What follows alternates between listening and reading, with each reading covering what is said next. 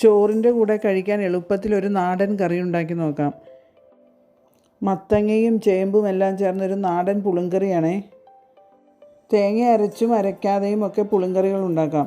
ഇവിടെ ഇന്ന് ഞാൻ തേങ്ങ അരയ്ക്കാതെയുള്ള പുളിങ്കറിയാണ് ഉണ്ടാക്കുന്നത്. ചെറിയ ചേമ്പോ വലിയ ചേമ്പോ ഏത് വേണമെങ്കിലും ഇതിനായിട്ട് എടുക്കാം. ചെറിയ ചേമ്പായതുകൊണ്ട് 4-5 ഇവിടെ എടുത്തിട്ടുണ്ട്. വലിയ ചേമ്പാണെങ്കിൽ ഒരെണ്ണം മാത്രം എടുത്താൽ മതി.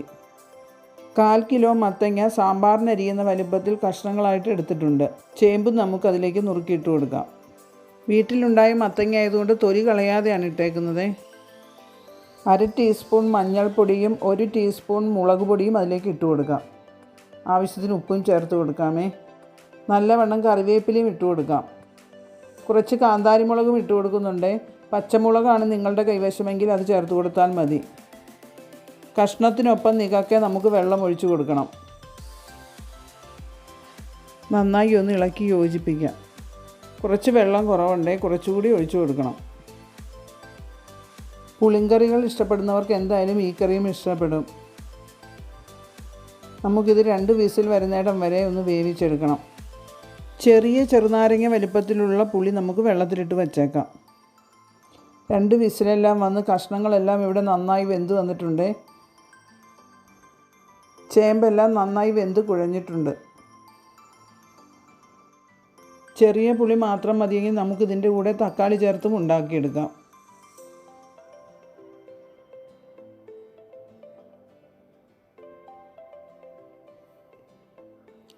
ചീനച്ചട്ടിയിലേക്ക് ആവശ്യത്തിന് വെളിച്ചെണ്ണ ഒഴിച്ചു കൊടുക്കാം. കടുക് ഇട്ട് കൊടുക്കാം. പൊട്ടുമ്പോഴേക്കും 2-3 വറ്റൽമുളകും ചേർക്കാമേ. കറിവേപ്പില കൂടി ചേർത്ത് കൊടുക്കണം. ഇനി ചുവന്നുള്ളി ചതച്ചത് 5-6 ഇട്ട് കൊടുക്കണം. ഒരു പിടി സവാള അരിഞ്ഞതും കൂടി അതിലേക്ക് ഇട്ട് കൊടുക്കുന്നുണ്ട്. എല്ലാം നന്നായി ഒന്ന് വഴറ്റിയെടുക്കാം. ഇപ്പോൾ അത്യാവശ്യം ഒന്ന് മൂത്ത് വന്നിട്ടുണ്ട്. നമുക്കിനി പൊടികൾ ചേർക്കാം. 1/4 ടീസ്പൂൺ മുളക് പൊടിയും 1/2 ടീസ്പൂൺ മല്ലിപ്പൊടിയും ചേർത്ത് കൊടുക്കുന്നുണ്ട്. കുറച്ച് മഞ്ഞൾപ്പൊടി കൂടി ഇതിൻ്റെ കൂടെ ചേർക്കുന്നുണ്ട്. പൊടികളെല്ലാം ഇവിടെ നന്നായി മൂത്ത് വന്നിട്ടുണ്ട്. നമുക്ക് വേവിച്ച് വെച്ചിരിക്കുന്ന കഷ്ണം അതിലേക്ക് ഒഴിച്ചു കൊടുക്കാം.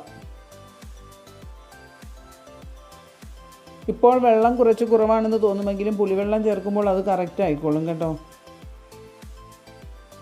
പുളിവെള്ളം ചേർത്ത് ഇനിയിപ്പോൾ നന്നായി തിളപ്പിച്ചെടുക്കണം.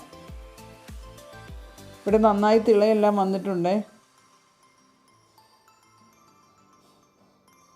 പുളിയെല്ലാം കഷ്ണത്തിലൊക്കെ ഒന്ന് പിടിക്കണം. അതിനെ നമുക്ക് കുറച്ച് നേരം തിളപ്പിക്കാം. ഒരു നുള്ളു ഉലുവപ്പൊടി കൂടി ചേർത്ത് കൊടുക്കുന്നുണ്ട്.